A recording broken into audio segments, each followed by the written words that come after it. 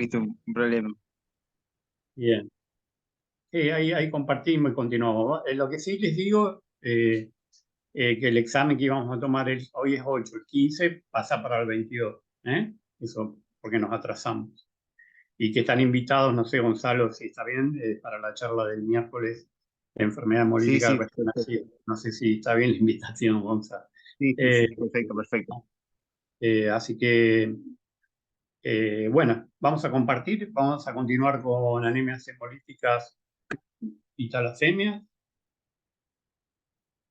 Si puedo entrar en el PowerPoint, si me da el tiempo de entrar en el PowerPoint de anomalías leucocitarias benignas y adelantamos eso para que nos quede solo leucemias para la semana que viene, mejor. Vamos a ver. Bueno, habíamos quedado en que habíamos visto las anemias en general, habíamos visto las anemias carenciales, hierro y vitamina B12, y bueno, nos faltaba eh, las anemias hemolíticas y las talasemias. Las anemias hemolíticas, que son un montón. Vamos, ¿se acuerda que habíamos visto esta clasificación?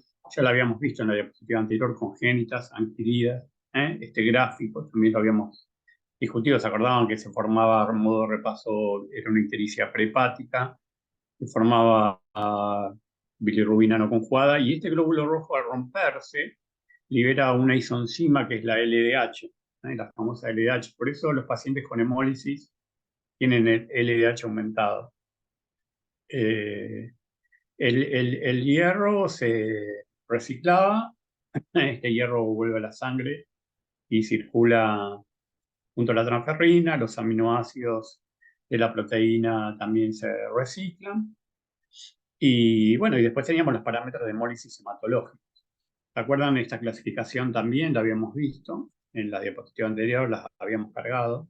Habíamos hablado mucho de este síndrome, el síndrome urémico hemolítico, que dijimos que en nuestro país es el país con mayor incidencia en el mundo. Es producida por una Escherichia coli enterohemorrágica, que produce una toxina llamada Shiga, y esa toxina, que se va a explicar acá, produce una microangiopatía, como para que ustedes entiendan, como mallas de fibrina en la, como mallas de fibrina en la circulación, y los glóbulos rojos, cuando van pasando por ahí, se van rompiendo y se forman los famosos quistocitos o fragmentos que ustedes ya vieron. Acá esta sí, diapositiva no la habíamos visto o no la habíamos visto mucho en detalle.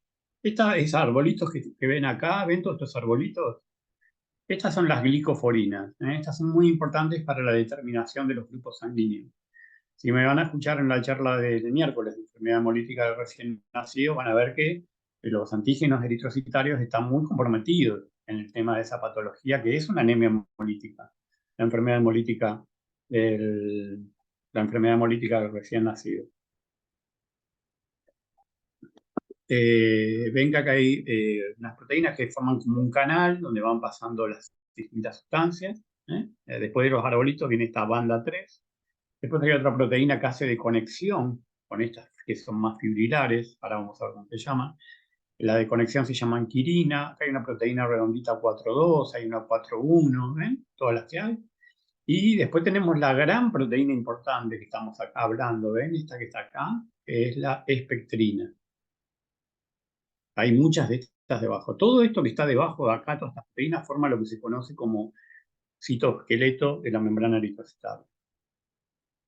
Estas proteínas se pueden estudiar con un SD Page, o sea, con un gel de poliacrilamida, separando las proteínas por peso molecular. Ven como si se separan las proteínas del virus del HIV. Se separan, es una técnica engorrosa porque hay que lisar, se tiene que trabajar con una ultracentrífuga, no es una técnica sencilla de hacer. Si uno quisiera encontrar un defecto en alguna de estas proteínas, que los hay. Ahora, lo interesante para que ustedes sepan es que cuando se producen alteraciones de la interacción vertical de las proteínas, así, el glóbulo rojo se va a volver redondito y entonces va a ser un esferocito y va a ser lisado, se va a producir una hemólisis.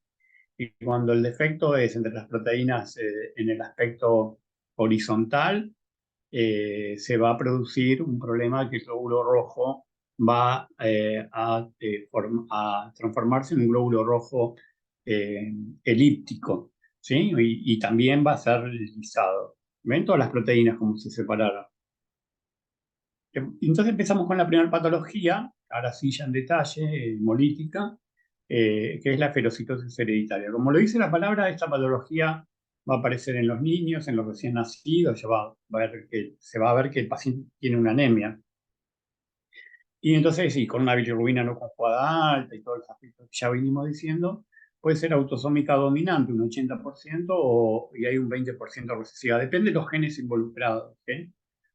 Para los que no recuerdan, la autosómica dominante, vieron que hay un gen dominante y un gen recesivo, ¿no? Para las patologías recesivas, basta tener los dos recesivos. eh, o sea, la única forma de tener la patología es que tenga los dos genes recesivos.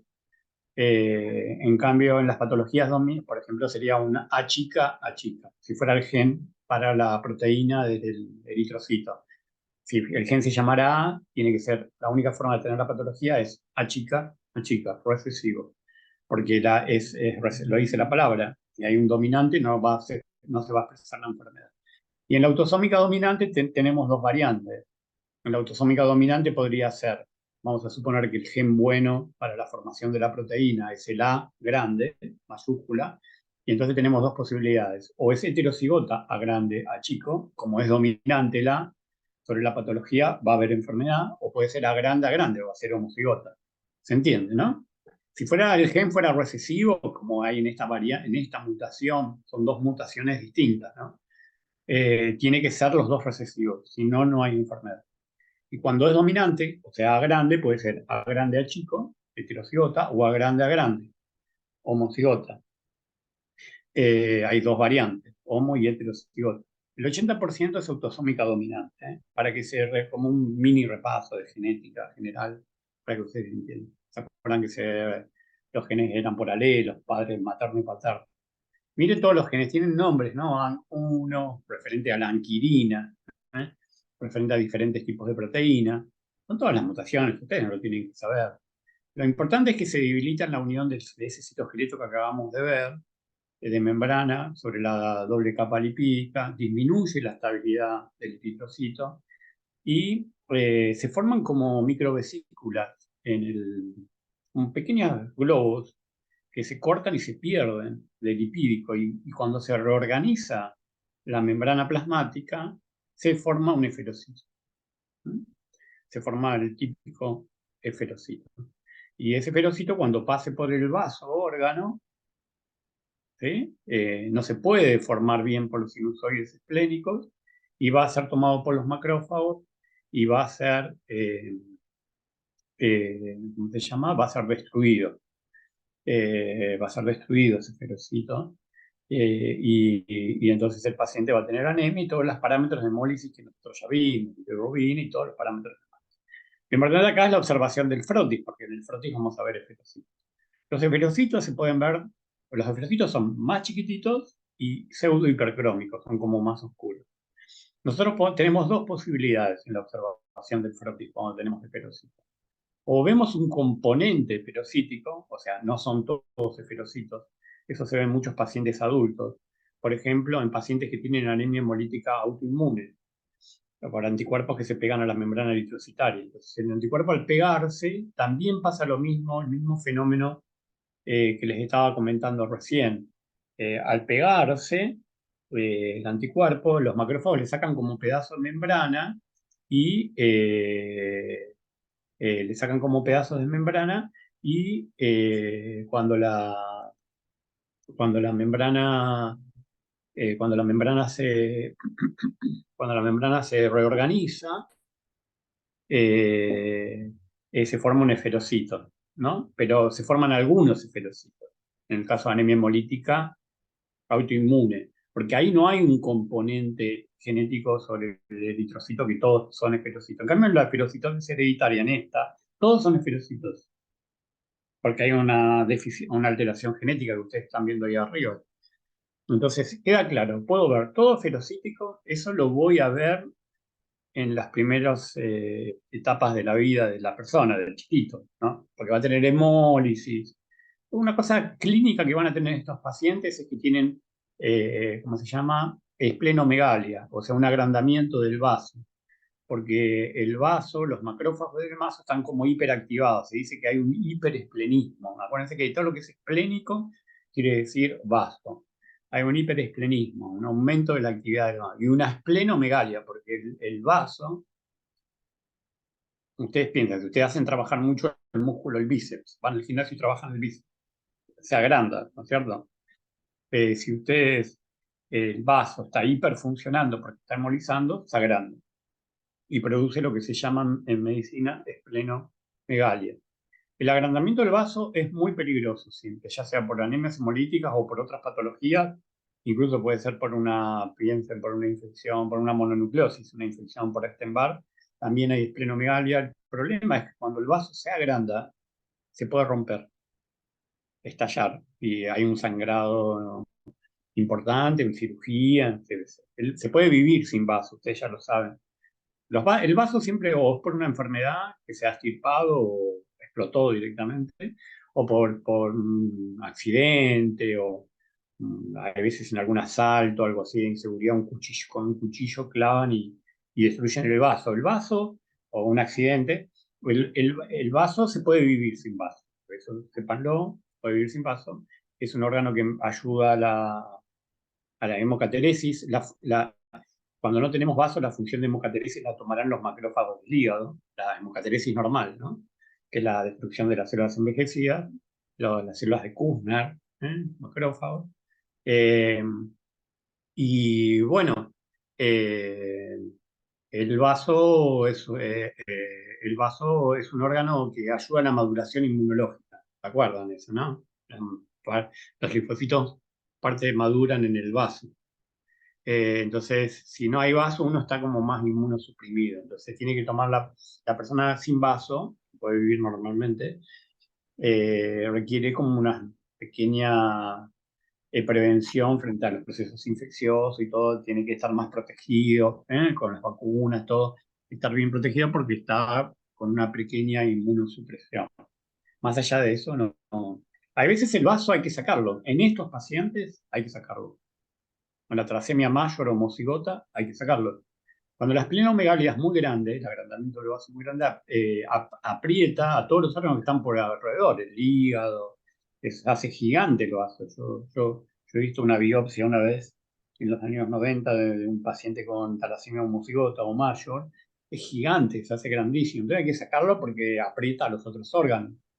Es seguro cirugía y esplenectomía. En estos pacientes, pero citosis es lo mismo. ¿Sí? Estos chicos no van a tener vaso. Es uno de los tratamientos. Miren los esferocitos. Estos son. Nosotros tenemos una prueba, creo que yo se las mostré. Creo que sí se las mostré, no sé si se las mostré. ¿Alguien del chat se puede desmutear y decirme? Yo no les mostré una prueba de curva de resistencia osmótica con solución fisiológica, porque como yo la vez pasada no tuvimos clase, yo medio me perdí, no tengo la grabación como para seguirlo. Hay veces. Chicos, alguien que se desmutee o por el chat. ¿Vimos la prueba de resistencia osmótica para estos pacientes? A ver, vamos, el chat. Sí, sí, sí, la vimos. Sí, yo me acordaba, pero como tengo cursos y clases en la universidad, hay veces no sé lo que di, perfecto. Ustedes vieron, si no sé si recuerdan esa curva, vieron que hay un desplazamiento, ¿se acuerdan? Vamos entonces, si la vimos, hago un mini resumen de recordatorio. Poníamos desde solución fisiológica hasta agua. Solución fisiológica 0% de mólisis, después teníamos como 10 tubos de gradiente de concentración hasta llegar a solución fisiológica 0% de hemólisis, y en el medio teníamos un grade de hemólisis. Cuando tenemos esferocitos, la curva está desplazada hacia la derecha porque los glóbulos rojos esferocitos son más frágiles. Es una prueba económica, sencilla, pero les dije que es engorrosa. No es como hacer, porque si no tendríamos que hacer un gel de poliacrilamida que es carísimo, es re engorroso. Eso que les mostré de separar las proteínas eritrocitos y mostrar dónde está la alteración. Se pueden hacer estudios de biología molecular hoy por hoy para ver cuál es el efecto genético. Obviamente es lo ideal para el estudio de estas enfermedades. Eh, pero tenemos esa prueba sencilla y no sencilla, sencilla y engorrosa, porque hay que preparar todo, dos baterías ya lo vieron, ya lo pasamos, de 11 tubos, trabajar con pipetas aforadas, porque las concentraciones que vamos poniendo cloruro de sodio tienen que estar perfectas, ¿eh? Porque si no da cualquier cosa la prueba. Entonces tenemos que esas diluciones que hacemos tienen que estar perfectas, están muy concentradas la persona. Y ustedes piensen que van a estar haciendo unos 22 tubos, 11 de control y 11 del paciente. Entonces son 22 tubos de preparar las diluciones. Después ya es cargar la sangre con una pipeta automática, ¿sí? Y después centrifugar y después ver el gradé de hemólisis que ustedes vieron. Eh, Digo, no es difícil. Y entonces lo que veíamos en el frotis queda reflejada acá. Nosotros en el hospital tenemos bastantes pedidos de esa técnica de fibrosis. Cuando viene decimos, uy, vino esta técnica tan engorrosa, nos lleva un montón de trabajo, un montón de tiempo. Hay veces, por ejemplo, si tenemos, lo que necesitamos es sangre anticoagulada conecta, nada más, como si fuera un hemograma, porque nosotros vamos a lavar los glóbulos rojos y después ponerlos frente a la solución. Digo, si vemos que tenemos mucho quilombo de laburo, que hay una curva de resistencia un lunes, que muchos vieron que estos lunes son complicados, y dejamos el tubo y lo largamos el martes. Se puede guardar, no tienen que largarlo en el día. Tenemos mucho quilombo, por ejemplo, sacar hemogramas y hay cosas que son más urgentes, lo dejamos para el otro día.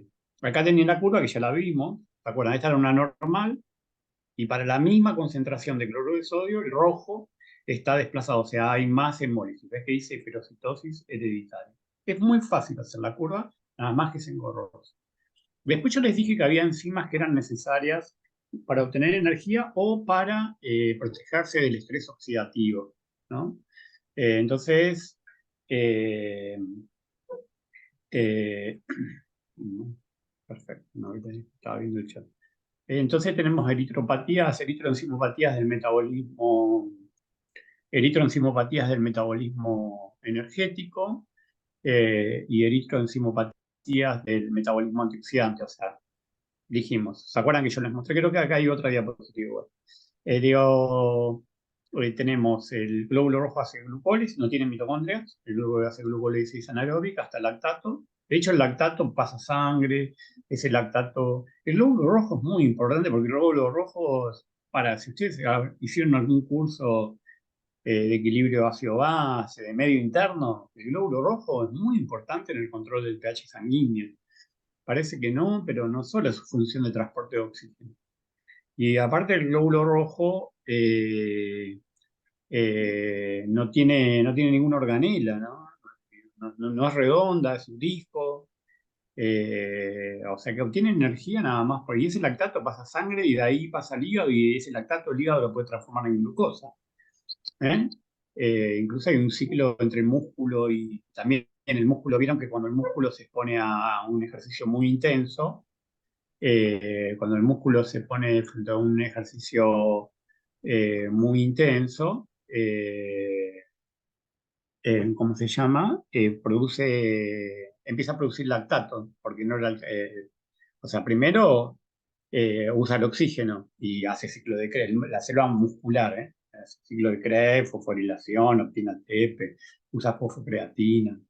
Pero después cuando se queda sin oxígeno, que nosotros le demandamos al músculo más, todo el mundo habrá escuchado hablar del ácido láctico. Entonces el lactato pasa a sangre, la sangre va al hígado, el hígado hace un fenómeno, ese ciclo se llama decoy, y produce azúcar, glucosa, para que vuelva a la sangre, que de ahí vuelve al músculo para darle energía al músculo. ¿No? Muy interesante bioquímicamente. El glóbulo rojo también interviene en un ciclo así de regeneración de glucosa, ¿no? Enzimopatías del metabolismo energético, si fallan, ¿no? Por un defecto genético también.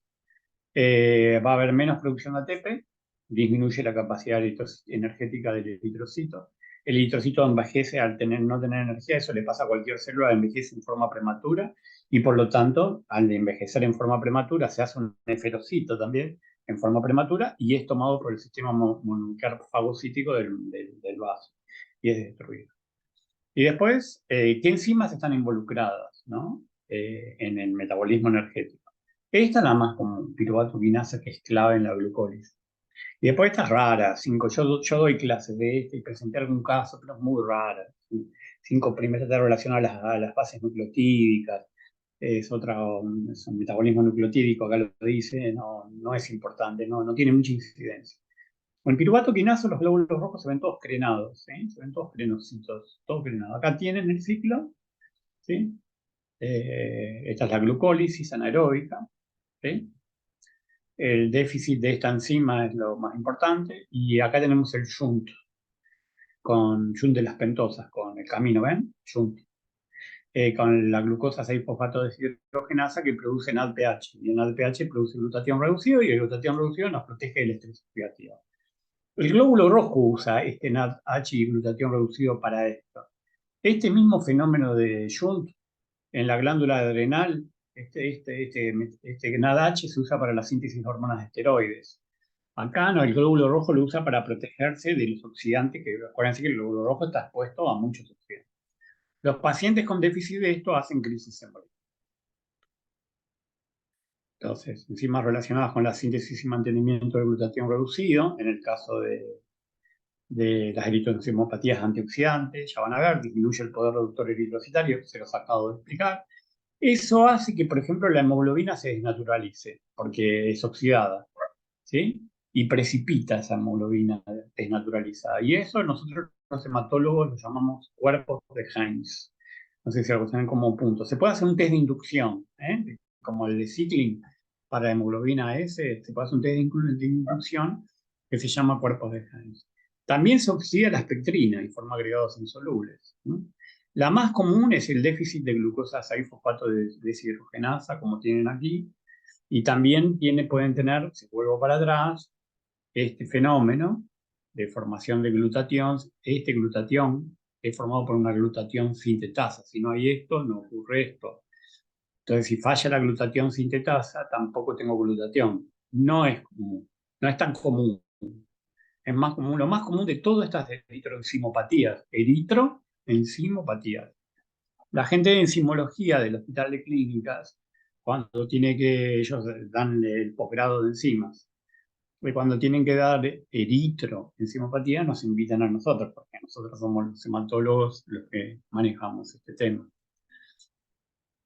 Está ligada al cromosoma X, ligada al cromosoma X, esto es muy importante, no es ni autosómica recesiva ni autosómica dominante, esto tiene que ver con ligada al cromosoma X.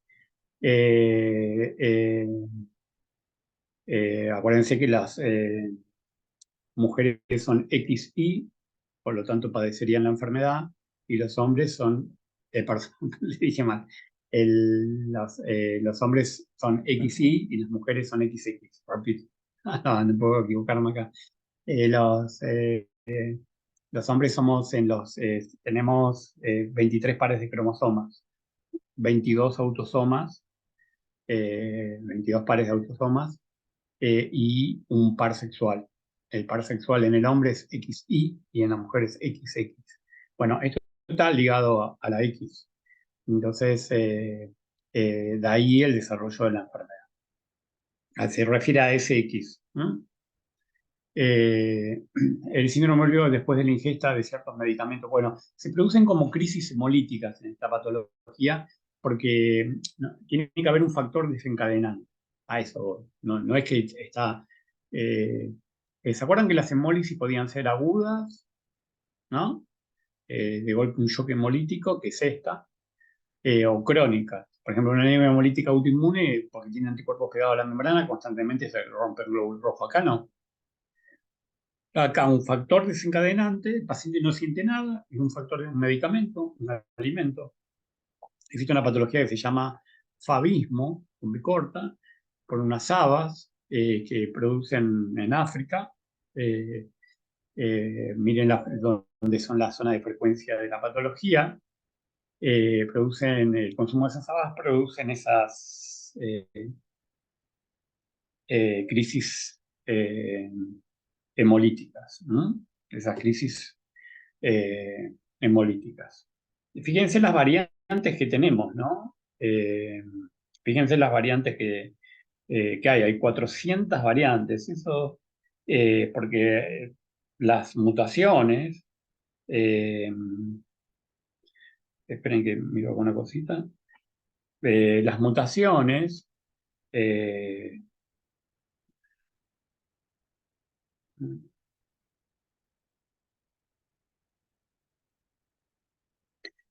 bueno, admitir. Las mutaciones pueden ser, vieron que los genes se estudian como por una especie de mosaico. Las mutaciones pueden ser muchísimas. Entonces van a tener déficit de glucosa 6-fosfato deshidrogenasa tipo 1, tipo 2, tipo 3, tipo 4. ¿De acuerdo? ¿Cuál es la mutación que se produce? Se pueden estudiar las mutaciones. Hace unos años atrás, no sé si todavía se está haciendo, nosotros lo dejamos de hacer, lo hicimos. Había un kit para medir la glucosa 6-fosfato deshidrogenasa eritrocitaria. Se trabajaba con un hemolizado de glóbulos rojos, y se trabajaba con un hemolizado de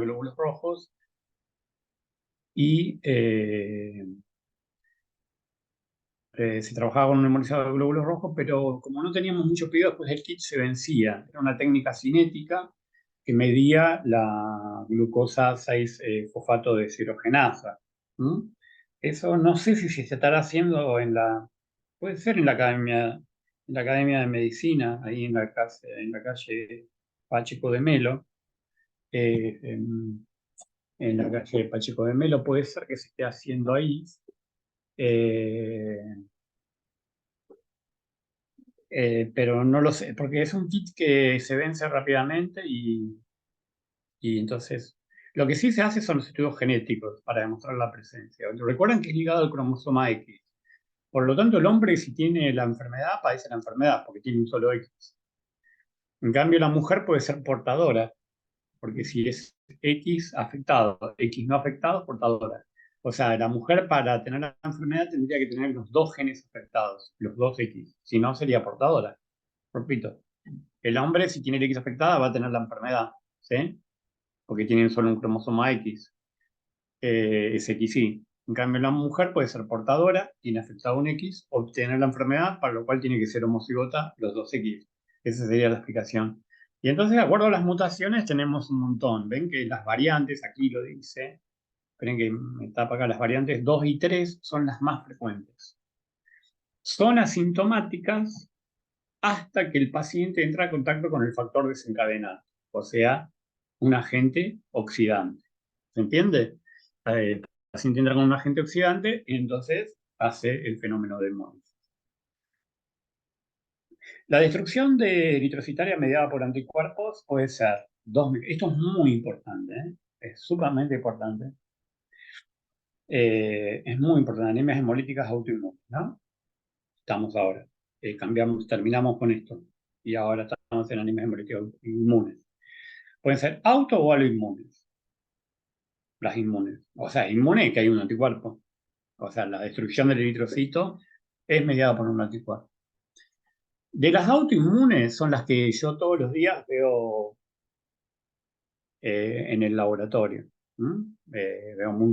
Hay bastantes casos autoinmunes. Anticuerpos que se pegan a la membrana. Saben que tenemos una prueba que se llama prueba de Coombs directa.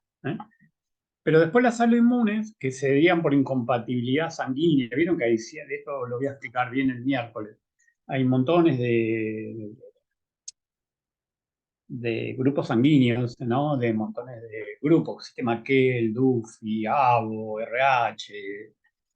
Son cientos de miles los antígenos. Si acá hay gente que hace hemoterapia, sabe de lo que estoy hablando. Cientos de miles de antígenos en la membrana eritrocitaria, que se dedica a la gente de hemoterapia. En aloinmunes, o sea que hay un anticuerpo exógeno que me destruye mi glóbulo rojo, es como trasplante. Autotrasplante me trasplanto algo mío. Alotrasplante le recibo el trasplante de otra persona. Aloinmune es un anticuerpo, entonces, o es por una incompatibilidad sanguínea, o, o el gran ejemplo de aloinmune es la enfermedad hemolítica del recién nacido, que yo voy a explicar en detalle el miércoles. Eh, Voy a explicar cómo es el tratamiento, voy a explicar es un proceso grave, cuáles son los mecanismos de prevención de la enfermedad hemolítica del recién nacido. Es el típico ejemplo de aloinmune. En el halo inmune, un anticuerpo IgG producido por la madre contra los glóbulos rojos del niño pasa en el segundo embarazo, en general lo vamos a explicar bien en la clase, pasa la placenta y destruye los glóbulos rojos del bebé que se está gestando. Es un problemón, un problema grande. Lo estudia el banco de sangre. Yo no estudio la enfermedad hemolítica del recién nacido, porque acá son muy importantes. Yo lo voy a explicar con los paneles, porque yo trabajo con la gente de banco de sangre. Los paneles, ahí ya entra la prueba de cómo es indirecta en la madre, la PCI, anticuerpos irregulares, ya es como otro mundo. O sea, la enfermedad hemolítica del recién nacido la maneja el servicio de hemoterapia y neonatología y todo lo que es la gente que está con el tema del embarazo, obstetricia, hematología neonatológica, hemoterapia es muy importante, porque a veces hay que transfundir al bebé, hacer una TIU, que yo lo explico en la clase, una transfusión intraútero. ¿Eh? Intraútero se pasa con una jeringuita que le pasa sangre con un ecógrafo al bebé. Yo les voy a mostrar unas fotos en el PowerPoint el miércoles si están en la clase. Se le pasa sangre porque se le están destruyendo. Después, aparte al destruir muchos glóbulos rojos, forma mucha bilirrubina. Y esa bilirrubina va al cerebro porque la bilirrubina no conjuga, ¿se acuerdan que les expliqué? Entonces, se lava la sangre. Eso lo hace hemoterapia también. Y se llama exsanguíneo transfusión. Todo eso se los voy a explicar bien, pero esa patología, enfermedad hemolítica del recién nacido, es del banco de sangre. ¿Sí? Nosotros yo no tengo casos en el laboratorio de rutina, porque no llega. Lo que sí llegan son las anemias hemolíticas autoinmunes, eso sí. Y estos son dos mecanismos muy importantes para la destrucción. Esto es muy importante que ustedes lo entiendan y lo sepan. O sea, el glóbulo rojo puede ser que el anticuerpo se pegue y active la cascada del complemento hasta la vía final y forme la perforina y destruya los glóbulos rojos. Entonces va a haber una hemólisis intravascular, porque destruyen el vaso. Y si no, se pegan, y acuérdense que tiene forma de Y, lo hablamos la otra vez, y tiene un FC, ese palito que le sale, se pega por los FAB, y entonces cuando ese glóbulo rojo pasa por los macrófagos del sistema reticuloendoterial, los macrófagos que tienen receptores para FB lo fagocitan y lo destruyen. Pueden ser fragmentos de complemento, inmunoglobulinas, o sea, no se activó toda la cascada, quedó C3b, C3bi, por eso los sueros de Kohn son anti-C3b y anti-inmunoglobulina total. Y con eso yo puedo detectar si hay anticuerpos. Eh, la inmunosorción, la unión del anticuerpo recubierto de opsoninas del macrófago a través de un receptor específico, ¿no? Unión del eritrocito recubierto de opsonina, se llama inmunosorción. Es lo que les estoy diciendo, el macrófago que fagocita el glóbulo rojo que tiene la inmunoglobulina pegada.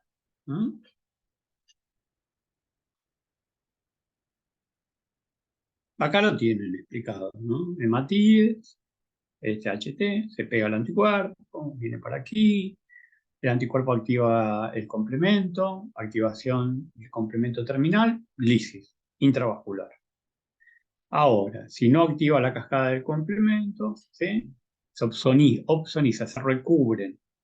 Puede ser que este recubrimiento no produzca hemólisis porque no es tomado por el macrófago.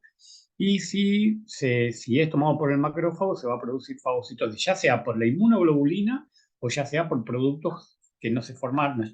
Ven que este C3b no fue hasta la vía final. Se quedó, 3bi, se quedó sobre la membrana y es después es fagocitado y destruido, ¿no? O sea, la opsonización para que quede claro, es el recubrimiento de la membrana eritrocitaria por anticuerpos o por complementos. Y entonces el glóbulo rojo es destruido por el vaso. Si se activó la vía final, acá, se perfora y se destruye. Entonces, fíjense, las anemias hemolíticas autoinmunes pueden ser ve que dice AHAI, esa es la sigla de anemia hemolítica autoinmune. Después vamos a ver la sigla de enfermedad hemolítica recién nacida. Pero ven que ahí se, se puede activar directamente. Por lo tanto, esta anemia hemolítica autoinmune puede ser intravascular o extravascular. Depende depende cuál sea depende cuál sea la vía, depende cuál sea la vía que se active. O sea, si a alguien le pregunta una anemia hemolítica autoinmune, ¿qué es? ¿Intra o extra? Igual, depende. La mayor parte son extravasculares, o sea que lo que predomina es el fenómeno de opsonización. No hay muchas anemias hemolíticas autoinmunes intra, pero puede haber. No sé los porcentajes, pero sepan que puede ser, incluso puede ser mixta, puede romperse en los dos lugares. No todos los anticuerpos pueden fijar complemento, algunos anticuerpos IgG y todos los IgM sí. La unión del anticuerpo con el fragmento segundo UK de complemento tiene lugar en una zona específica del fragmento FC de inmunoglobulina. Está toda la cascada, como se va activando, hasta C6, C9, que es la perforina. Acá está. Y recuerden que el glóbulo rojo, y esto también es muy importante, anótenselo, tiene unos inhibidores, en inglés, DAF, que se anoten este número, CD55 y MIR, ven que son inhibitorios, 59, y HFR. Todos estos, sobre todo estos dos, 55 y 59, son inhibidores, protegen al glóbulo rojo de la activación del complemento. Lo tenemos todos. Todos los que estamos acá, escuchando la clase, tenemos esto, en una cierta cantidad en la membrana. Es como una protección que tiene el glóbulo rojo, dice, no, yo voy a inhibir el complemento que no se me active y me destruye. Ahora, cuando hay, por un problema genético, disminución del 55 y del 59 o de los dos, se produce una enfermedad que se llama hemoglobinuria paroxística nocturna, ¿sí? Porque y el glóbulo rojo queda desprotegido y se destruye, ¿no? Ahí tienen otro ejemplo de anemia. Bueno, los anticuerpos pueden ser calientes, IgG son, los fríos en general son IgM con distinto rango térmico, mixtos. La patología de anemia hemolítica autoinmune, esto también es muy importante, yo lo publiqué en mi Instagram, esto, si ustedes se fijan, presenté algún caso de anemia hemolítica. Eh, los, eh, eh, los, la anemia hemolítica autoinmune puede ser primaria, de origen idiopática, de origen desconocido, o sea, no sé por qué de golpe hubo algún factor, todo lo que es autoinmunidad, ¿no? Un factor predisponente, un factor disparador, como lo que corresponde a las enfermedades autoinmunes, ¿no? Además que esta es una enfermedad, acuérdense que cuando ustedes estudian las enfermedades autoinmunes, estudian las órganos específicas y las sistémicas. Las órganos específicas son la tiroiditis y el hipotiroidismo, la diabetes tipo 1, estudia diabetes. Y nosotros tenemos las nuestras, los hematólogos. Esta es una, la anemia hemolítica autoinmune, trombocitopenia, púrpura trombocitopénica autoinmune. Los anticuerpos antineutrófilos, como producen vasculitis, lo estudia la gente de inmunidad sistémica. La inmunidad sistémica se estudia con los FAN, los anticuerpos antinucleares, y con todo en panel, muy importante, de estudio. Pero eso es lo que estudian los lupus, artritis, esas son enfermedades autoinmunes sistémicas, afectan a todos los órganos. Acá son específicas, ¿no? Nosotros tenemos varias. La anemia perniciosa que vimos es órgano específica, nuestra. La anemia hemolítica autoinmune puede salir secundaria a, y eso también es importante, porque nosotros vamos a ver la clase que viene, las leucemias, linfomas no vemos porque el diagnóstico se hace por biopsia de ganglio, linfomas puede ser que les mande algún material para leer, es muy importante los linfomas, ¿no? En una oncomatología muy importante, pero nosotros con el frotis no diagnosticamos nada, a menos que se leucemice. El linfoma es una enfermedad de los ganglios, del sistema ganglionar, muy importante y muy grave, vamos a decir. Mm, se entiende, vamos a decir, para que entiendan. Cáncer en la sangre es leucemia. En dos palabras, cáncer en el sistema linfático es otra cosa, es linfoma. Así para que diferencien, se pongan en el lugar que tienen que. Saben que estamos recorridos por linfa, que tenemos ganglios por todo el cuerpo, no solo los que ustedes tocan, los inguinales, los cervicales, los axilares, eso no hay. Tenemos un montón de ganglios. Las linfomas se dividen en dos grandes grupos en enfermedad de Hodgkin, que es un separado, y las linfomas no Hodgkin, LNH, que a su vez dentro de los LNH tienen una super hiperclasificación, de bajo grado, alto grado, predominio linfocítico.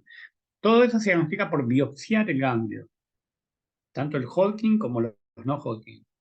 Es muy importante esa enfermedad. Pero nosotros en el hemograma no, que va a decidir, se pueden hacer algunos estudios de sangre, por ejemplo, beta 2 microglobulina, ¿sí? Proteína C reactiva, LDH, pero nosotros celularmente, citológicamente, en hematología no vemos nada, a menos que se leucemice. Entonces, y algún tipo de linfoma muy raro, hay el de Burkitt, bueno, algunos linfomas que afectan y pueden aparecer células raras hematológicas, pero no son la gran mayoría. Entonces, si yo tengo un paciente que tiene una leucemia linfática crónica, y es posible que tenga una anemia hemolítica autoinmune asociada, es posible. Vamos acá. Sí, sí, hay, justo hablaste vos, Mercedes.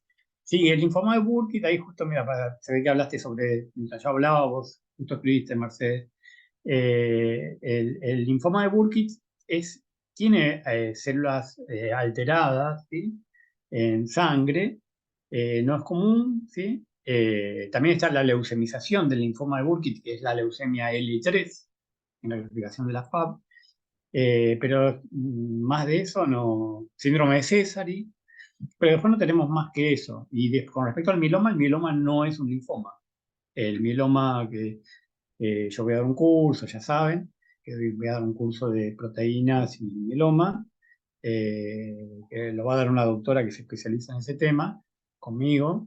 Es una enfermedad de las células plasmáticas, y tampoco tiene tanta manifestación en sangre periférica el mieloma, a menos que se leucemice, porque los mielomas se pueden leucemizar. El gran diagnóstico del mieloma lo hace la gente que estudia las proteínas, con la banda monoclonal en la posición IgG, con la paraproteína, con los estudios, con las hipercalcemias, los estudios de hiperviscosidad, y hay un infiltrado plasmocitario de células plasmáticas muy malignas, pero médula ósea. Debe ser un 4%, que es lo normal que hay en médula, 2, 3, 4%. El paciente tiene 20% de plasmocitos patológicos en médula. Eso es uno de los criterios diagnósticos. Pero en sangre periférica no hay plasmocitos tampoco. Así que en sangre periférica, en mieloma no hacemos nada tampoco. En mieloma lo que pasa es que esas células plasmáticas que invadieron la médula producen una anemia por invasión, con muchos acriocitos y una anemia muy importante en sangre periférica, pero no tenemos células oncológicas en el frotis. El Burkitt sí, el Burkitt, Sézary, después no hay más nada que eso. Que no es lo más común, porque vamos a decir, lo más común es la enfermedad de Hodgkin, que tiene la célula red Stenberg, una célula gigante en el ganglio, la mira el anatomopatólogo, y los linfomas Hodgkin que se hacen por biopsia ganglionar. Se clasifican y se estudian ni siquiera el médico hematólogo, porque lo estudia el médico hematólogo, el tratamiento lo da el médico hematólogo, pero el TACO, la biopsia del ganglio, la manda anatomía patológica.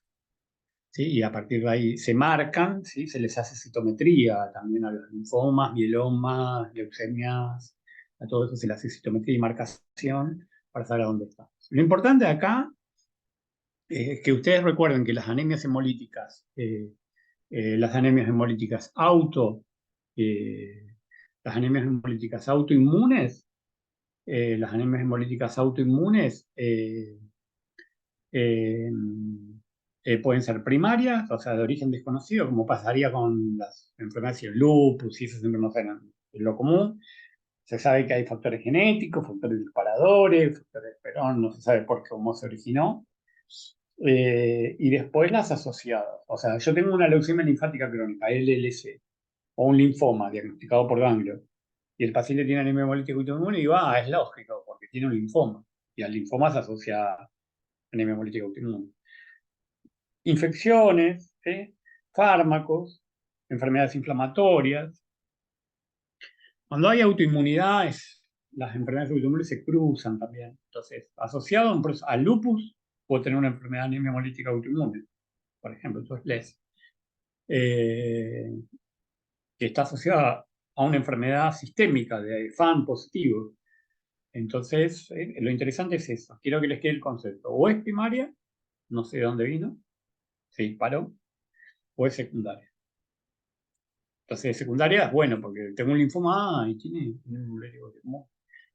Después tenemos por anticuerpos fríos, primarios, también secundarias. Las secundarias por anticuerpos fríos, como yo publiqué en mi red de Instagram en el caso clínico, Mycoplasma pneumoniae, es muy común.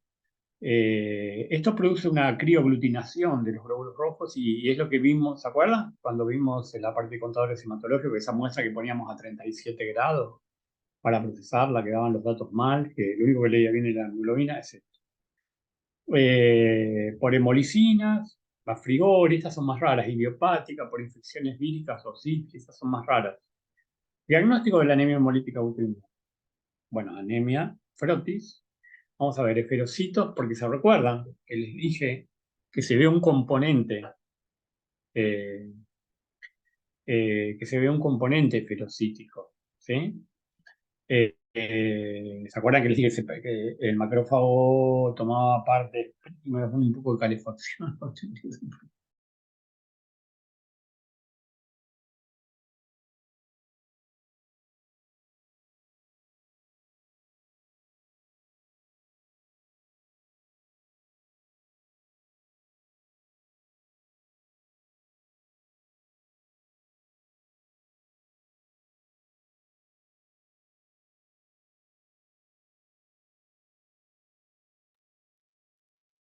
Ahí estoy mirando el chat. La anemia autoinmune también puede darse por un daño o deficiencia de la médula ósea.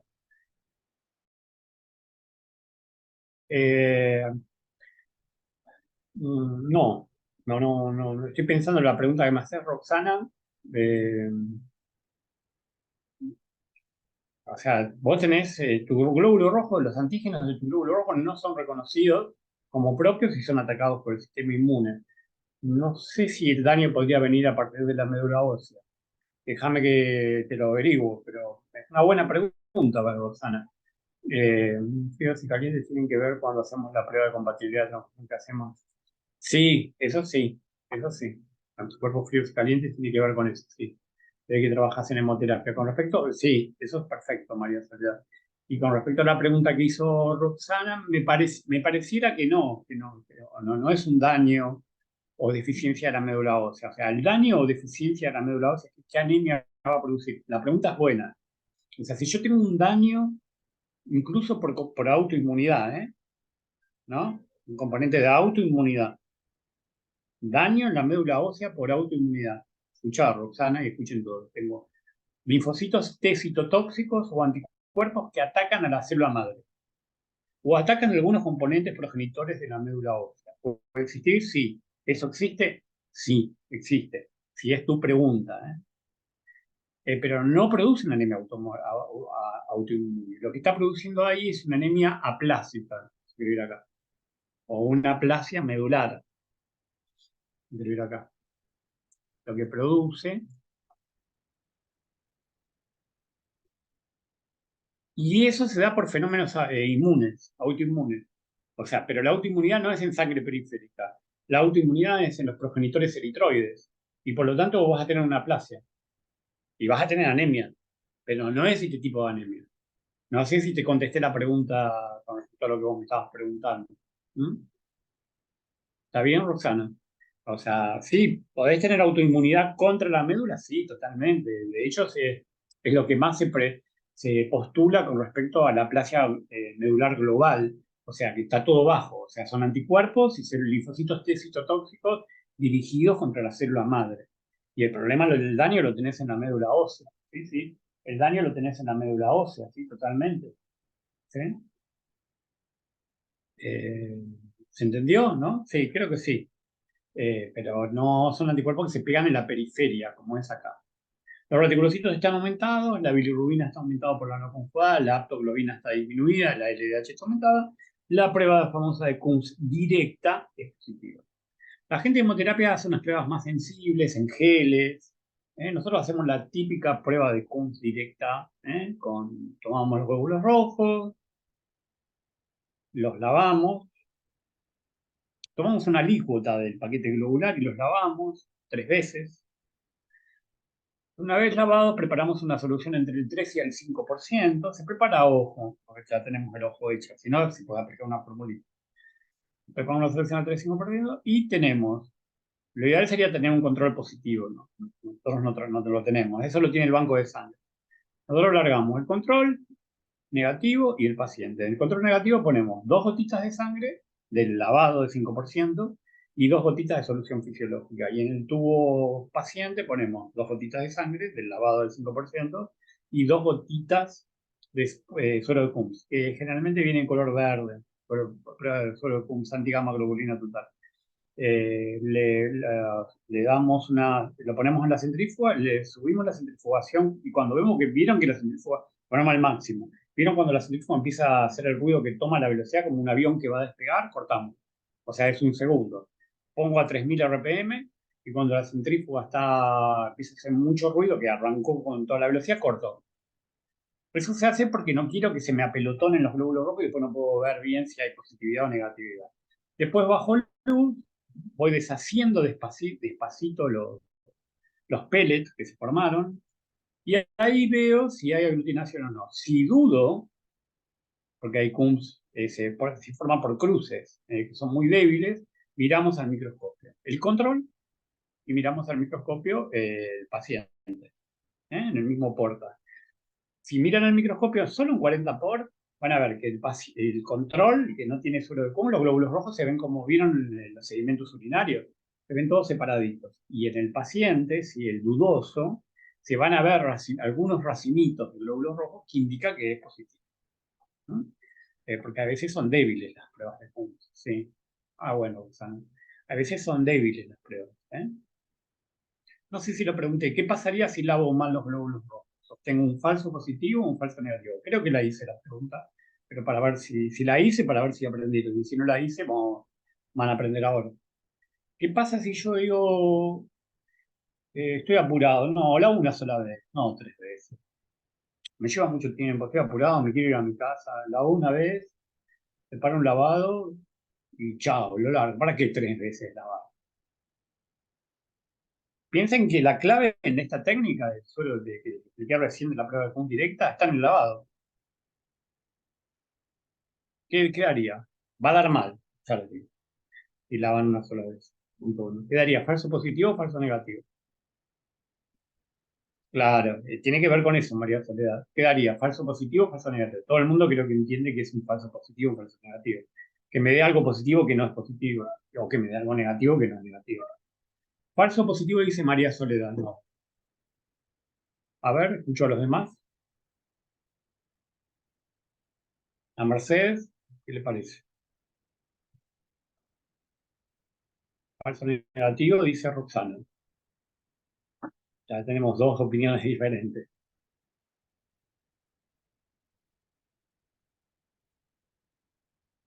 ¿Mucho más opiniones? Falso positivo dice Samsung. ¿Alguna más? ¿Alguna opinión más? Mercedes, que te tengo ahí en el costo. Así tenemos 4 opiniones. Anabela, falso negativo. Tenemos dos falsos negativos, qué interesante. Y dos personas que dicen falso positivo. ¿Por qué hago esta pregunta?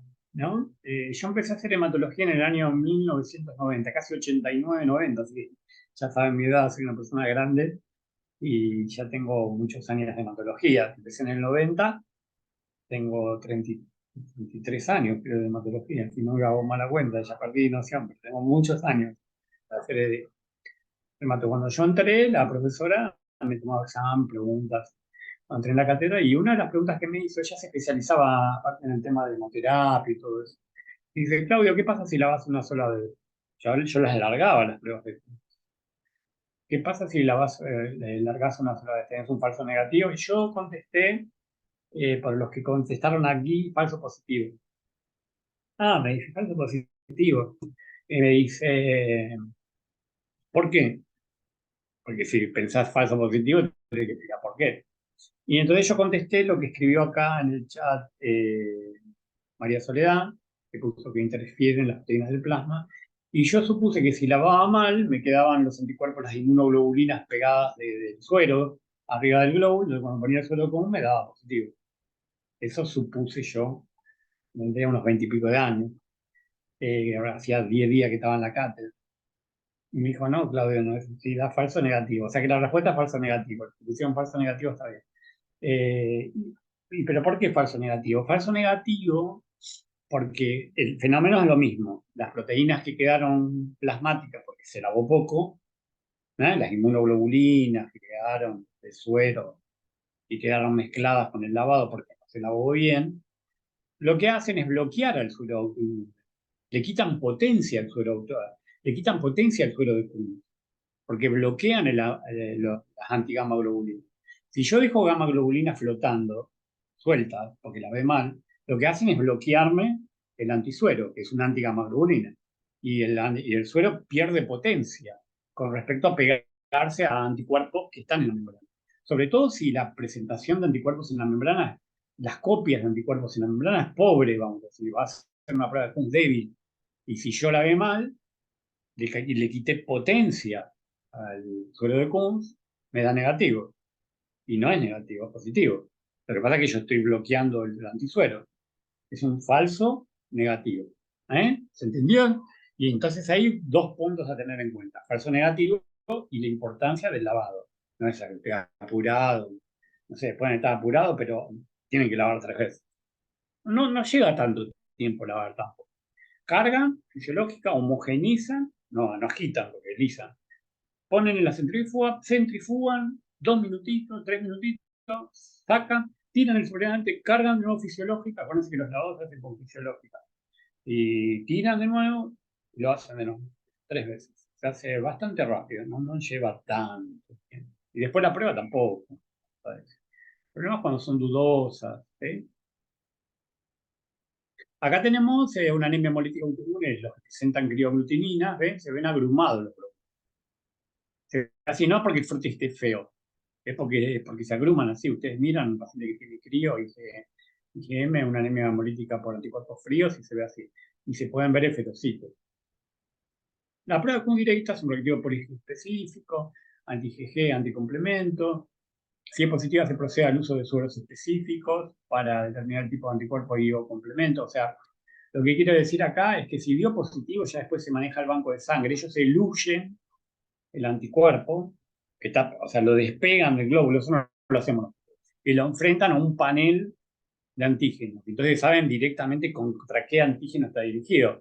Porque yo en una prueba de Kuhn directa no sé contra qué antígeno está dirigido. Sé que tiene anticuerpos pegados a la membrana, nada más. Pero no sé si es un D, un E, ¿sí? un C, o un KEL, no sé, no sé. Entonces, después ya es el trabajo que hace banco de sangre, eso no lo hacemos nosotros. Hay que despegar el anticuerpo de la membrana y enfrentarlo a un panel de antígenos. Entonces decir, bueno, ahora está dirigido contra esto. ¿Pero para qué se hace eso? Y porque después ese paciente capaz hay que transfundirlo y no quiero que tenga ese antígeno, el que hemoliza, porque lo voy a transfundir con una sangre que el paciente la va a seguir hemolizando. El grado de positividad puede ser de 1 cruz a 4 cruces, a esto re positivo. Les decía que se puede largar un tubo control, la gente de banco de sangre tiene un tubo control, un frasquito de glóbulos rojos positivos. Entonces, cuando los chicos vienen a rotar al hospital, la mayor parte de las pruebas de Kuhn son negativas. Y dicen, ay, se me está terminando la rotación de 3 meses y no pude ver una Kuhn positiva. Entonces vamos al banco de sangre, le pedimos un control positivo y largamos. Lo positivo es como un frasquito rojo que trae glóbulos rojos positivos. Entonces va a dar siempre positivo. Si yo tuviera ese control, nosotros no lo usamos porque es caro y no tenemos tantas CUM y aparte no tenemos la plata para comprarlo. El banco de sangre lo tiene, es obligatorio. Entonces vos tenés el paciente que no sabes qué da, el negativo que no tiene que aglutinar para ver que no haya fenómenos de autoaglutinación, y el positivo que es con control positivo, que vos lo largás con un control positivo y te tiene que dar positivo. Entonces, de esa forma vos te asegurás que tu antisuero está funcionando bien, que tu suero Kuhn funciona bien. Se requiere un mínimo de 300, 400 moléculas de IgG, 75 a 100 moléculas de complementos para que la prueba de Kuhn, o sea, si el paciente tuviera unas 200 o 150, y capaz que no da con esta técnica, y hay que hacer pruebas de gel, que hace la gente de banco de sangre. ¿Por qué lo voy a hacer aunque la prueba de Kuhn directa dé negativa, quiero decir? Suponiendo que yo sigo sospechando que es una anemia hemolítica autoinmune y voy a insistir en usar una prueba más sensible, como un test, una prueba de gel en banco de sangre, porque todos los parámetros me da para que sea una autoinmune. Entonces digo, bueno, voy a recurrir a esta prueba. De hecho, se hace. Por eso podemos tener discordancia incluso de resultados. Darnos negativo a nosotros y hemoterapia darle positivo. No es lo común, pero bueno. Porque siempre 300, 400 moléculas tienen pegado. No hay pocos casos donde hemos tenido, ¿eh? Y eso ya lo hemos hablado con los médicos. podemos tener un negativo porque nuestra técnica no tiene la sensibilidad adecuada, la común que expliqué recién, para detectar. Existen patrones de positividad, ¿sí? Acá tienen, pero el común es los anticuerpos que se pegan a- o el complemento, ¿no? Que se pega a la membrana del glóbulo rojo, son anticuerpos incompletos. La antigamma-globulina hace de puente, ¿ven? Entonces, si yo tengo dos, acá vendría otro glóbulo, después vendría otro, y ahí se abruma. Bueno, venimos al síndrome urémico hemolítico, ¿no? Es un síndrome febril con un cuadro hemolítico aguda intravascular. Esto lo podemos hablar bastante rápido, con anemia, hemoglobinuria que evoluciona a insuficiencia renal. ¿Se acuerdan que hablamos? Fragmentación de los hematíes en los pequeños vasos. La presencia de fibrina, puede haber plaquetopenia. Las células endoteliales también son lesionadas. Los hematíes quedan atrapados en esa microangiopatía y se destruyen y forman histocitos o fragmentos. Se presentan niños, acuérdense que en los adultos existe el síndrome urémico hemolítico atípico, pero digo, esto es de los niños. La cepa es la 0157 H7, Escherichia coli, que produce la giga o virocitoxina, ¿no? Tiene un número también. Hay alteraciones vasculares de agregación plaquetaria, por eso puede haber también plaquetopenia, hay lesión del endotelio, eh, con disminución de la prostaciclina, alteraciones de ciertas proteínas plasmáticas, ¿sí? Alteraciones activación de plaquetaria con liberación de tromboxano, inducción de la apoptosis de la célula, mide todos los fenómenos que hay. Y tenemos una intensa anemia, la leucocitosis neutrofílica porque hay una infección bacteriana, trombocitopenia, abundantes quistocitos, crenados y algunos eferocitos también. Estos pacientes no hay que darle antibióticos, es solo tratamiento de sostén, y vigilar la función, hidratar, vigilar esto por internación, vigilar la función renal, tratar la disfunción renal, no se da antibiótico. ¿eh? Eh, Dar antibiótico empeora el cuadro, porque la bacteria se vuelve más virulenta y libera más toxinas, y produce más microescometía, y produce más hemólisis, y produce más insuficiencia renal. Entonces, les digo, porque es una infección bacteriana, ustedes van a pensar de dar antibiótico. No se da antibiótico. Y es una de las recomendaciones. Segunda recomendación que se da es no dar ningún alimento a base de carne picada a niños hasta los 5 años. ¿Sí? Eso a veces no se puede evitar mucho porque los chicos van a un pelotero, cumpleaños, comen hamburguesas en los cumpleaños, peloteros, pero las nuevas recomendaciones de pediatría dicen que los chicos menores a 5 años traten de evitar consumir carne picada, porque en la carne picada es donde más se acumula esta bacteria y esta patología por carne. Vieron que la asocian a las hamburguesas. No es que esté solo en las hamburguesas, porque puede haber contaminación cruzada, cortar vegetales con el mismo cuchillo que la carne, hubo casos de contaminación por lácteos, o sea, hay otras contaminaciones. Pero la carne picada es lo peor porque, vamos a decir, cuando se faena el animal, se hace faenamiento, eh, el tema de la Escherichia coli es una bacteria que está en el intestino. La Escherichia coli del intestino pasa a la carne, esa carne quedaría en la superficie, pero cuando se pica se mete adentro y se concentra. Y entonces por eso se recomienda la carne picada. No es que con eso vamos a evitar, porque puede ser una salchicha, puede ser un vegetal contaminado, un agua contaminada. O sea, pero donde los casos, mayor parte de los casos es por carne picada. Entonces dice, bueno, vamos a recomendar la Sociedad de Pediatría de que los chicos no consuman carne picada o alimentos a base de carne picada hasta los 5 años, que es como el corte de esta enfermedad. No por eso se va a evitar la patología al 100%, pero puede disminuir un poco. Lamentablemente Argentina es el país con mayor incidencia de esta patología. Acá tienen los equistocitos, la policromatofilia, eritroblastos, crenados, Target Fed, ¿ven? muchos pedacitos. Estas son las cascaritas de huevo, como dicen los médicos, que buscan frente a un síndrome urémico. Ahora vamos a la hemoglobina paroxística nocturna. Esta no es tan común, es la de los inhibidores. ¿Recuerdan que les dije? Esta es una patología que puede estar asociada a leucemias. De hecho, ha sido clasificada dentro de los síndromes myelodysplasicos. Una HPN puede transformarse en una leucemia. El defecto ya está, acá sí el defecto ya está en la stem cell, el defecto ya está en los progenitores eritroides, a nivel de esta unidad formadora de colonias granulocitos, eritrocitos, aquí está el problema. Eso produce un defecto de las enzimas y el complemento los va a alisar los glóbulos porque los glóbulos no se pueden defender porque tienen déficit de estos factores. Los, los componentes tienen esta estructura química, ¿sí? ¿Ven? Tienen un fosfatidil, inositol, etanol, amina. ¿Ven? Estas proteínas, estas son los CD55 y 59. Ven que tiene inositol, glucosamina y el azúcar. Está acá. Esto que está acá es esto. El azúcar. ¿Eh? Eso se llama fosfatidil, inositol. Estos son ácidos grasos. Este es el fosfatidil inositol. Y aquí se produce el corte y el defecto genético, sitio de defecto de la PNH, hemoglobina paroxística nocturna. Entonces, al cortarse aquí y no formarse adecuadamente este protector, el glóbulo rojo se hemoliza por crisis hemolítica. Entonces, están unidas en las proteínas celulares mediante un grupo glucosil, fosfatidil y los GPI, que regulan la cascada lítica del complemento. O sea, unido a esto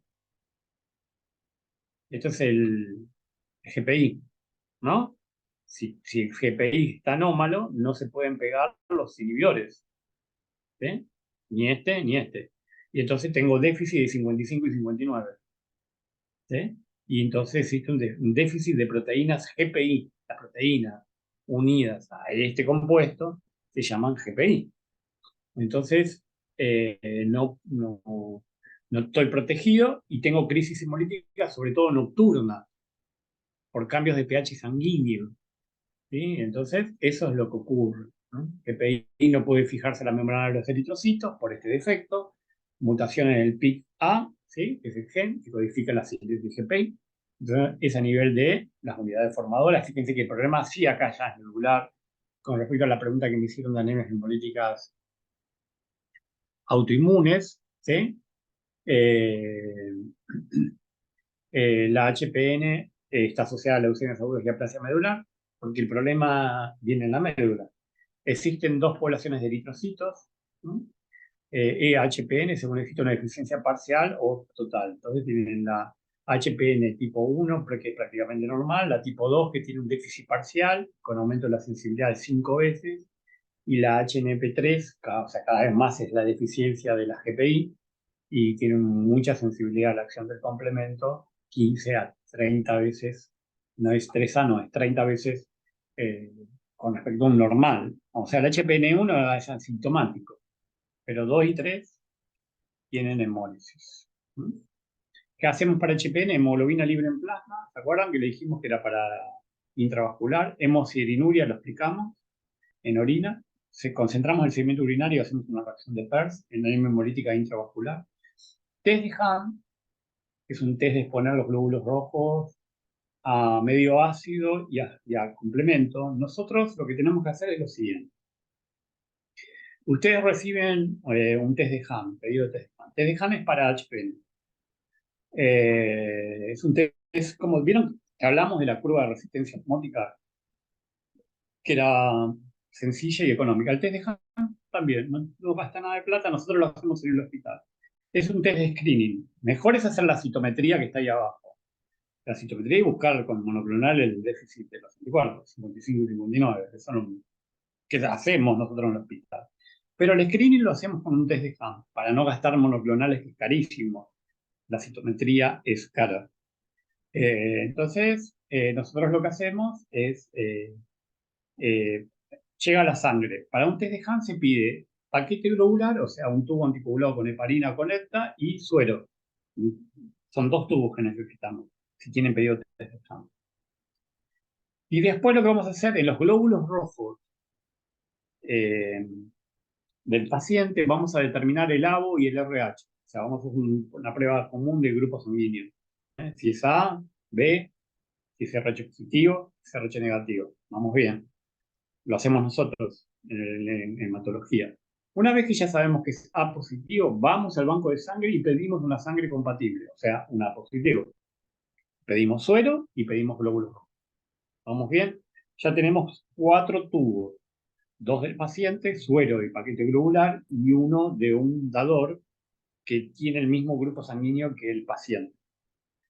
¿Qué hacemos? Con todos esos glóbulos rojos de paciente y de control, y todos los sueros de paciente y control, vamos a hacer un montón de cruzamientos en la prueba para encontrar si ese paciente es sensible a la acción del complemento medio ácido, y si eso ocurriera, si sus glóbulos rojos son sensibles al complemento del suero, ¿no? En medio ácido, decimos que el test de Hahn es positivo. Ahora, fíjense, tenemos un montón de batería de tubos control. Pero ¿qué nos interesa? Nos va a interesar 2 tubos fundamentales. El tubo que tiene, síganme, glóbulos rojos del paciente siempre, porque el problema lo tiene el glóbulo rojo del paciente. Glóbulo rojo del paciente. Si yo mezclo glóbulo rojo del paciente con suero del paciente, ¿qué? Y le pongo medio ácido, debería dar hemólisis, si el paciente tiene la enfermedad. Hay veces no. Sí, pero no entiendo, Claudio.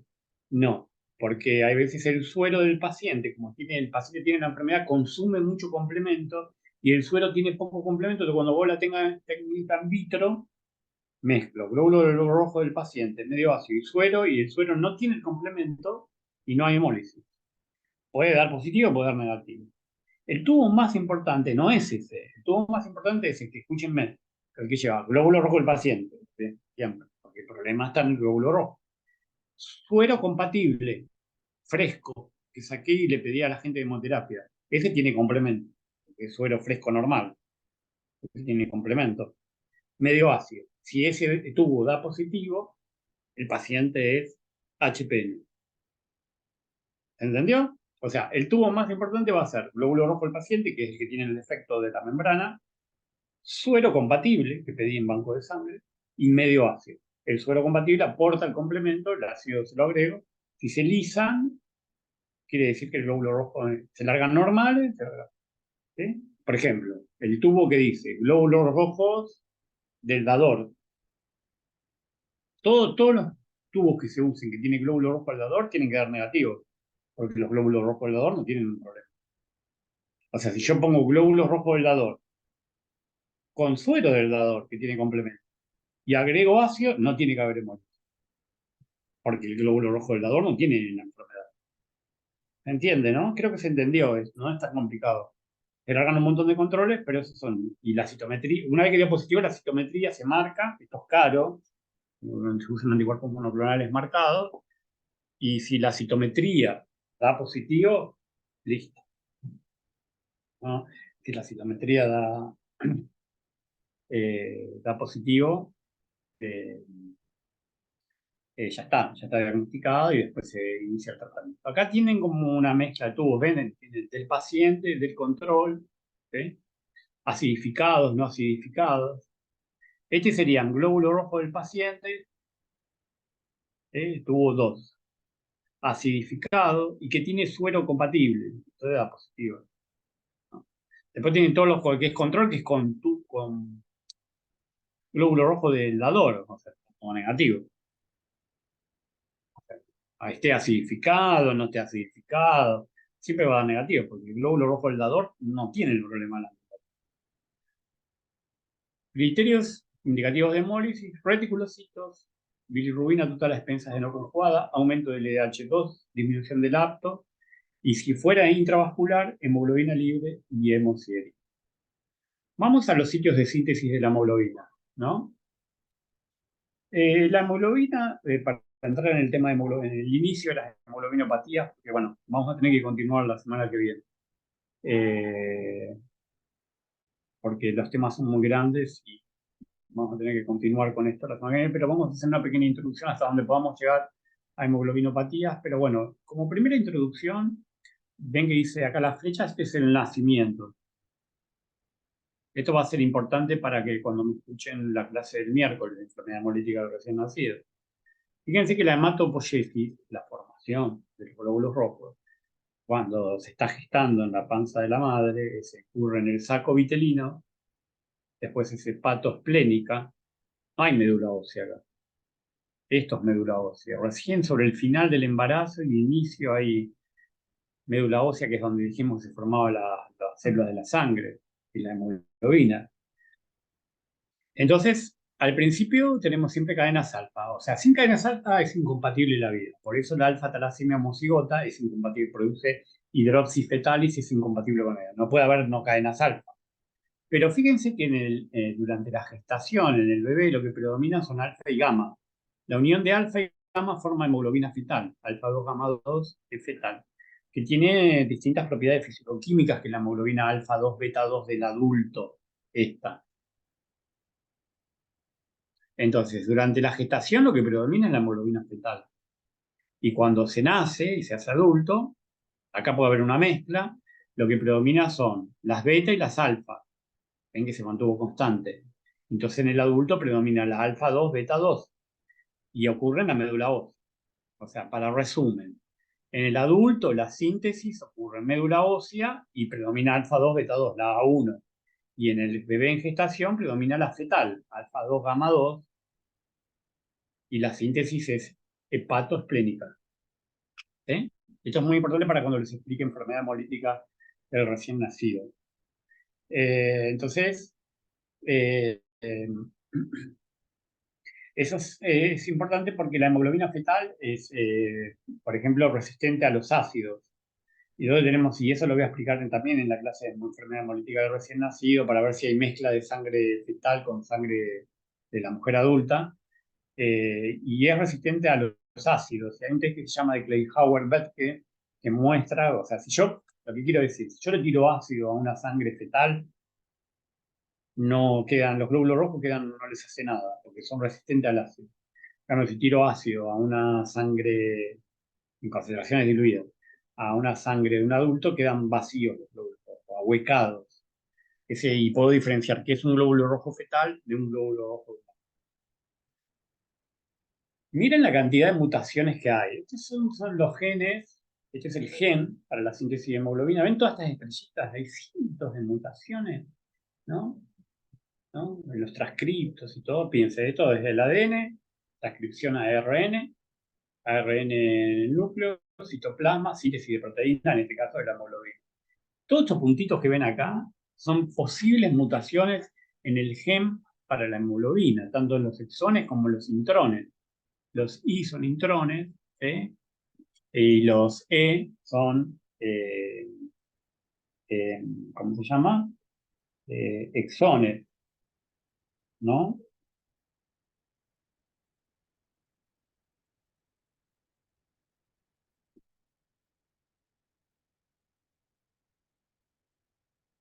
Entonces, las mutaciones, perdón, estoy contestando con...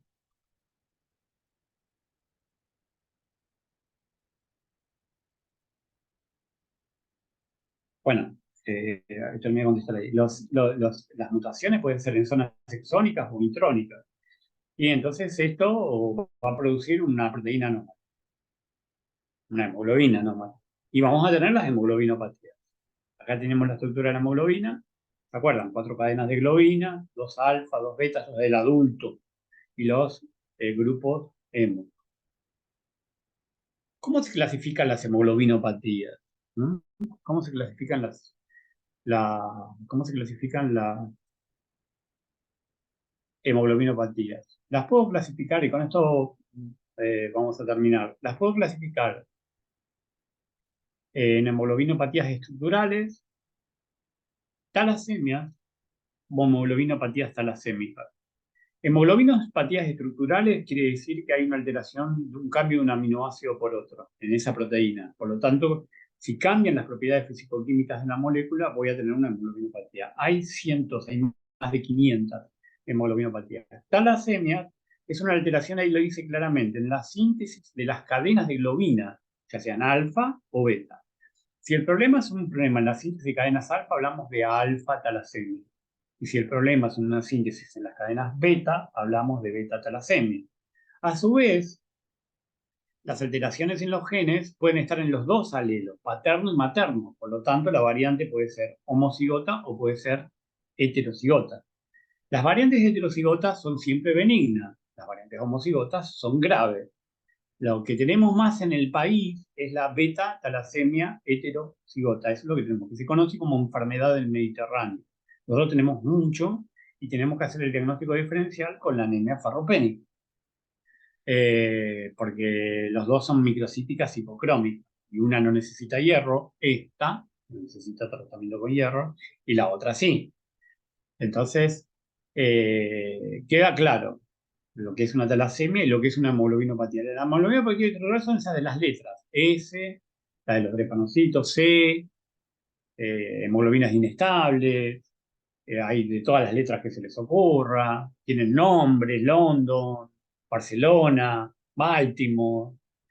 Si agarran un libro, van a ver que hay cientos, más de 500, 600, 700 El problema es que si la mutación no produce un cambio estructural en la molécula, no vamos a ver nada. Tiene que afectar zonas críticas de la proteína. El mecanismo molecular para ir biología molecular es una sustitución o pérdida o adición de bases nitrogenadas, una mutación puntual, una delección total parcial de genes de globina, o sea, se pierde un pedazo del ADN. Eso es muy común en alfa-talasemia. Se pierde un pedazo del ADN. En beta-talasemia es más común las mutaciones puntuales. Las pérdidas de pedazos de gen, de lección, es muy común en las alfa-talasemias. Y pueden ser mezclas, ¿no? Esta es la hemoglobina lepore, que haya un problema de síntesis y un problema de la estructura. Y entonces hablamos de hemoglobinopatías talasémicas. No hay tantas. La más común es la lepore. Se quedó así. También viene del Mediterráneo. Esa es la única que hay de mixta, vamos a decir. Esta, hemoglobinopatía talasémica. Estas son las de las letras. S, C, no, Baltimore, Barcelona. Estas son alfa o beta talasémica. Y esta, la más común, es la lepore. Los mecanismos pueden ser todos estos. Entrecruzamiento metranomólogo también. Sustituciones o delecciones. Mutaciones puntuales o delecciones. Eh, ¿Se entiende, no?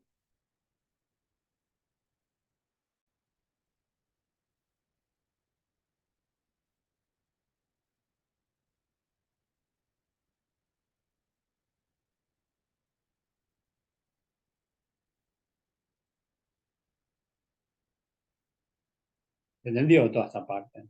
De la parte genética, ¿no? Recuerden, para los que no saben mucho de biología molecular, que los exones son los que poseen la información, ¿sí? Para la síntesis de proteínas, mientras los que los intrones son como las zonas silentes, ¿eh? Pero modificaciones, mutaciones en las zonas intrónicas pueden afectar la proteína porque se forman lugares de bases de stop. Saben que hay bases.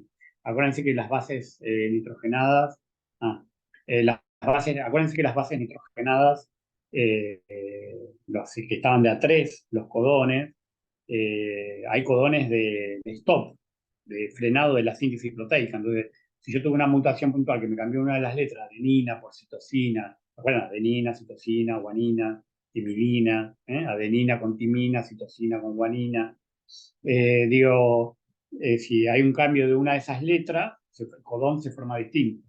Y ese codón me puede parar la síntesis proteica, y puede ser una zona intrónica.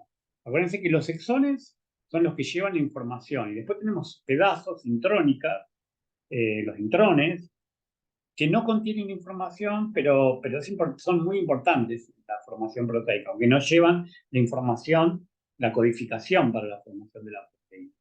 Entonces, por eso, eh, veíamos acá, voy a volver para atrás, así puedo.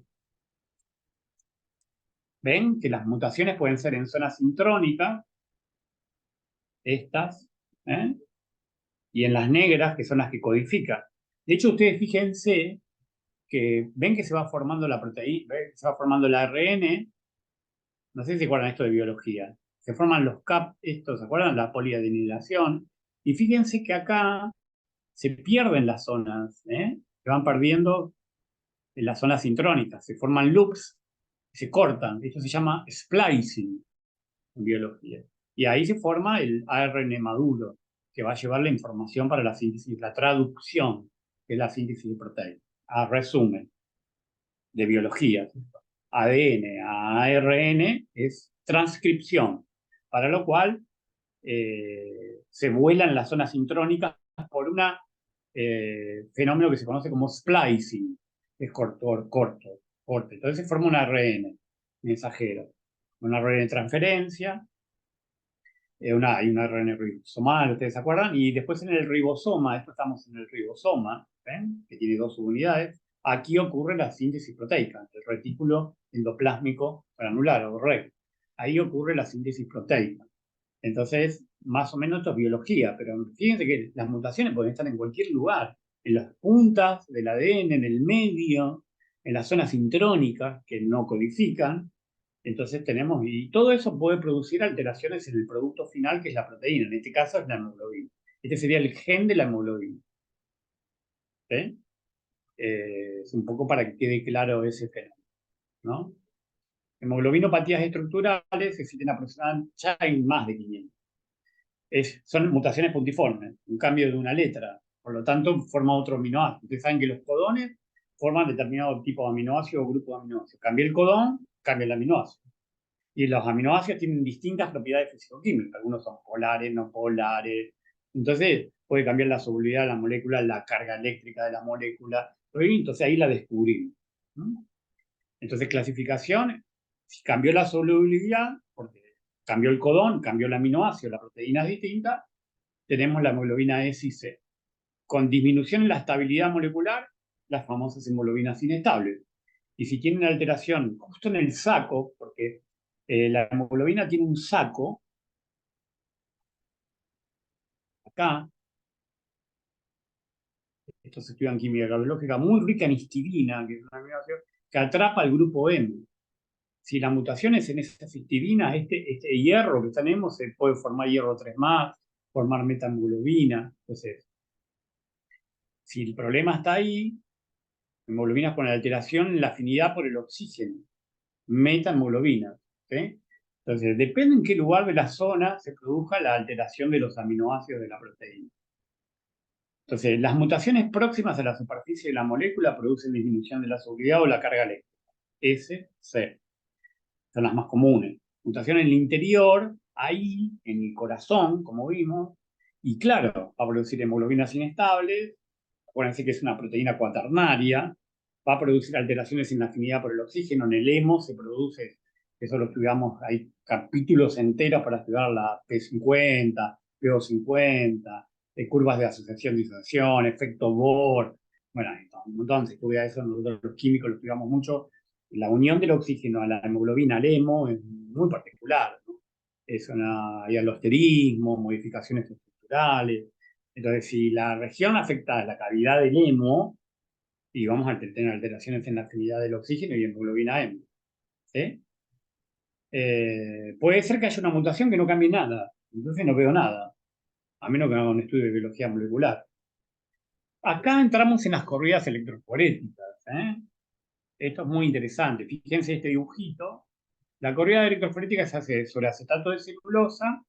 La corrida electroforética se hace en acetato de celulosa, para lo cual necesitamos el tubo de hemograma. Se puede sacar otro tubo con anticoagulante, no importa, basta que no esté coagulado.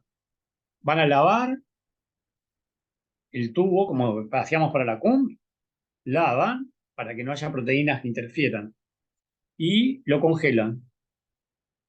Por ejemplo, hoy entró una electroforesis de hemoglobina, la hago 3 veces, congelan. ¿No? Está todo rotulado. El lunes entraron 2, las lavo, congelan. ¿No? Para eso tengo congelado, por ejemplo, algunos de ustedes que tienen un hemograma normal, sacaron sangre y congelamos una sangre de ustedes. ¿No? El paquete globular, no la sangre entera, el paquete lavado. Y así, bueno, cuando junto una determinada cantidad, una vez por semana aportando, largo el control de alguno de ustedes, más, ven que acá dice normal, normal, normal, más el paciente. Para lo cual saco la sangre del freezer y al sacarla, por congelamiento o descongelamiento, se lisan los glóbulos rojos, se destruyen los glóbulos rojos y liberan la hemoglobina. Le agrego cloroformo, agito, tapando bien, porque el cloroformo es muy volátil y si ustedes no lo van a hacer en un tubo de plástico porque el cloroformo va a derretir el plástico, como en la película de Breaking Bad. No, se hace tubo de vidrio con un tapón, se homogeniza, se centrifuga y van a quedar tres partes. Abajo queda el cloroformo, en el medio quedan las membranas del glóbulo y arriba queda la solución acuosa de hemoglobina concentrada de los pacientes y del control. Todas van a tener concentraciones altas, 22, 23, 24, 25, 21, 20, un concentrado de hemoglobina. Yo no puedo largar un paciente de 25 con uno de 18, con uno de 20. ¿Cómo comparo las bandas? Se hace una comparación visual. Yo no le hago una densitometría. Entonces tengo que tener todas en 10. Entonces los chicos lo que hacen es diluir todas a 10. Todos los pacientes quedan en 10. Y el control en 10. Y ahí se siembra y se larga. Y después se hace lo mismo que en un proteinograma. ¿Sí? Se colorea, ¿sí? Con un colorante para proteína, ¿sí? Amido Schwartz, ¿sí? Comacin Blue, o algún colorante de proteína, se hace la decoloración y la transparentización. ¿Sí? Esto se podría hacer en una electroforesis capilar. ¿Sí? En el curso de proteínas que vamos a hacer, yo lo voy a explicar. Se puede hacer una electroforesis por capilaridad, que es diferente ahora, más automatizada, que sale muy linda.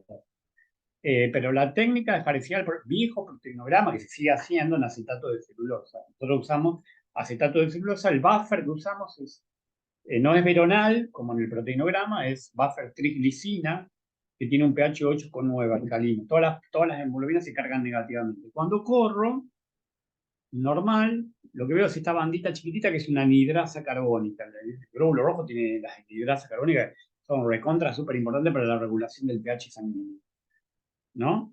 Después, esta banda es la 2%, y esta banda que está acá es la 1,98%. Fíjense acá, miren esto. Tercero, miren esta banda, la beta talasemia, que se caracteriza por el aumento de A2. Después ya lo expliqué, ¿no? Esta es una beta delta, es mixta, tiene problemas en la cadena delta y tiene hemoglobina fetal. La fetal corre pegada, la hemoglobina alfa 2, gamma 2 corre pegada, ¿sí? A la A1. ¿Sí? Acá está explicado. A2, la S, D, G, L, por y corren en el medio, en el dibujo. En posición pueden correr, esta es la A1, ¿sí? La H corre más rápido que la 1. Algunas hemoglobinas inestables corren en la misma posición que A1. ¿Sí? Faltó dibujar la fetal. No la veo aquí. S, D, G, L, por. Bueno, la fetal corre aquí, que es esta. ¿Eh? Esta es un agar de pH ácido, porque la C corre en la misma posición que A2. Lo que pasa es que acá en A2 aparece una banda del 50%, no puede ser nunca un A2. Entonces hacemos un pH en medio ácido y la C corre para un lado y la A corre para el otro lado. Ahí en pH ácido la separo. El que se hace es este, pH alcalino en acetato de celulosa, no en agar-citrato. Esto para diferenciar cuando tenemos casos que no los podemos resolver. Obviamente que este es un test de screening, ¿sí? Este es un test de screening. Fíjense, la S corre en el medio, recuerden, con la Lepor y todas estas. ¿Sí? La H, que es una inestable, corre por delante de la U, igual que la J. Ven que está la Baltimore, la proteína M, y las inestables corren en la misma posición que A. Faltaría la fetal acá en este dibujo, que correría aquí, pegada a la 1. O sea, este es el cátodo negativo y este es el ánodo positivo.